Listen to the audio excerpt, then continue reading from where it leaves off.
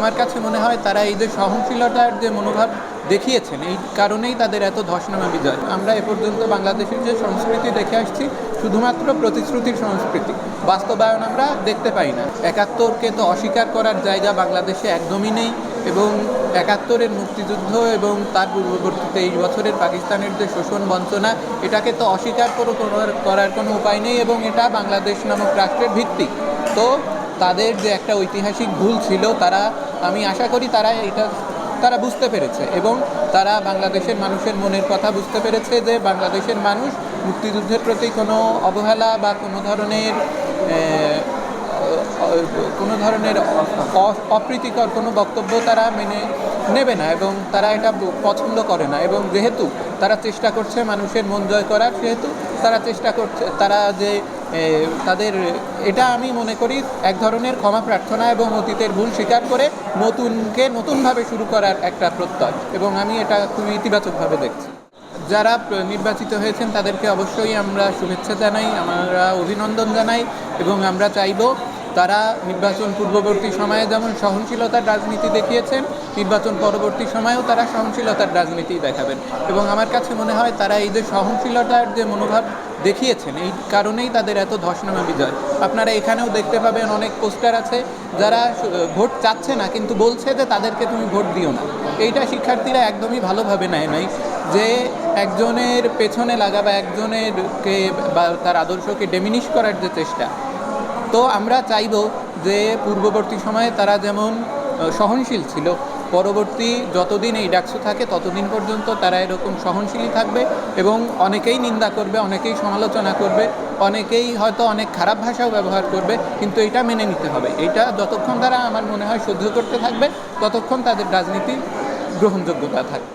আগেই যেটা বলেছি যে তিনি যেমন সহনশীল ছিলেন, এরকম সহনশীল থাকবেন, ভিন্ন মতাদর্শের প্রতি শ্রদ্ধা জানাবেন এবং নিজের আদর্শ প্রচার করে যাবেন। এবং সবচেয়ে বড় যেটা কথা, সেটা হচ্ছে তিনি যে ইশতেহার দিয়েছিলেন ছাত্রদের কাছে, তার যে প্রতিশ্রুতি ছিল, সে প্রতিশ্রুতিগুলো বাস্তবায়ন করবেন। তার কারণ আমরা এ পর্যন্ত বাংলাদেশের যে সংস্কৃতি দেখে আসছি শুধুমাত্র প্রতিশ্রুতির সংস্কৃতি, বাস্তবায়ন আমরা দেখতে পাই না।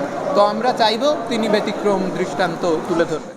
ভোট দেওয়ার অভিজ্ঞতাটি খুবই ভালো ছিল, এবং ভোটটা আমি শান্তিপূর্ণভাবেই দিতে পেরেছি।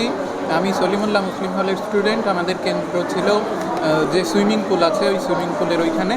তো আমি সকালেই ভোট দিয়েছিলাম, যেহেতু সকালবেলা গিয়েছিলাম, খুব বেশি লাইনের আমাকে দাঁড়াতে হয়নি, বেশিক্ষণ অপেক্ষা করতে হয়নি। এবং ভেতরে গেলে কিন্তু একটা ব্যাপার ছিল, ভেতরে প্রার্থীদের দেওয়া হয়তো নিষেধ ছিল, কিন্তু ভোট কেন্দ্রের আগেও বেশ কয়েকজন প্রার্থী আমার হাতে তাদের লিফলেট দিয়েছেন। এই ব্যাপারটা আমার কাছে ভালো লাগেনি, এইটা না হলে ভালো হতো। এরপর আমি কেন্দ্রে ঢুকলে কেন্দ্রে ওখানে ভলেন্টিয়াররা ছিলেন, তারা সুন্দর মতোই আমাকে ব্যালট পেপার দিয়েছেন, এবং আমি ব্যালটে নিয়ে ভোট দিয়েছি, এইটাই। এবং এর মধ্যে আমার কোনো অপ্রীতিকর কোনো অভিজ্ঞতা নেই, কিন্তু ওই ব্যালটের ওইটাই, যে ওইখানে ব্যালটটা না দিলে পরিবেশটা একদম আদর্শ একটা পরিবেশ ছিল।